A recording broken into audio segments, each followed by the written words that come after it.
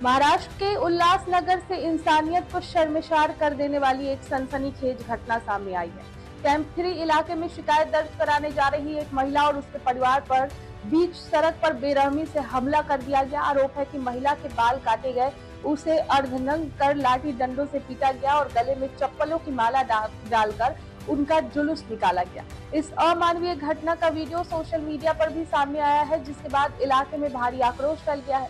पीड़िता कांता प्रेम राजपूत अपने बहन गीता राजपूत और बेटी अंजलि के साथ शुक्रवार सुबह मध्यवर्ती पुलिस थाने शिकायत दर्ज कराने जा रही थी। तभी सड़क माता चौक के इलाके में आरोपियों ने उन्हें रोक लिया और हमला कर दिया। पुलिस के मुताबिक आरोपी नितिन थोरात ने लकड़ी के डंडे से हमला किया, जबकि अन्य लोगों ने लात घूंसों से महिलाओं को पीटा। शिकायत में कहा गया है कि ज्यूली वाघड़ी, वीनू वाघड़ी, रोहित वाघड़ी, सोनू उर्फ बालू वाघड़ी, महेश वाघड़ी समेत अन्य आरोपियों ने महिलाओं के बाल काटे और सार्वजनिक रूप से अपमानित किया। पीड़ित परिवार को धमकी भी दी गई है कि यदि पुलिस में शिकायत की गई तो अंजाम और बुरा होगा। सबसे हैरान कर देने वाली बात यह है कि महिलाओं को बीच सड़क पर पीटा जा रहा, लेकिन लोग तमाशबीन बने रहे और किसी ने बचाने की कोशिश तक नहीं की।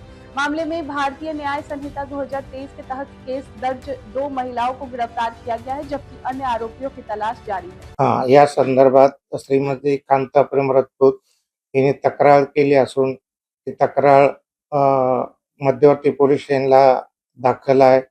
या गुन्ह्याच्या अनुषंगाने एकूण 7 लोकांवर गुन्हा दाखल झालेला आहे आणि या गुन्ह्याच्या अनुषंगाने 2 महिलांना अटक केली आहे। एक जुली वाघरी आणि दुसरी विष्णू वाघरी, या दोघींना अटक केलेली आहे। बाकीच्या आरोपींचा शोध चालू आहे। त्यांना आज न्यायालयात हजर करत आहोत। न्यायालयातून रिमांड घेऊन गुन्ह्याचा पुढील तपास करत आहोत।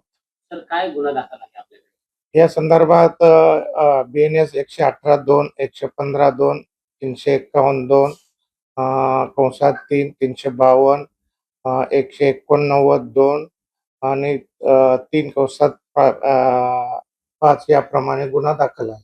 प्रकार काय घडलाय? ते एकाच समाजाचे असेल, त्यांच्या आपसात वाद आहेत पंचायत सारखे। आम्ही श्रेष्ठ तुम्ही श्रेष्ठ याच्यावरून त्यांचा वाद झाला होता आणि त्या वादावरून त्यांची हाणामारीत रूपांतर झाले। केस पण आपले नाही, केस तिथे त्यांचं धार्मिकतेच आहे, मंदिर आहे, त्या मंदिराच्या अनुषंगाने ते पूजापाठ करतात।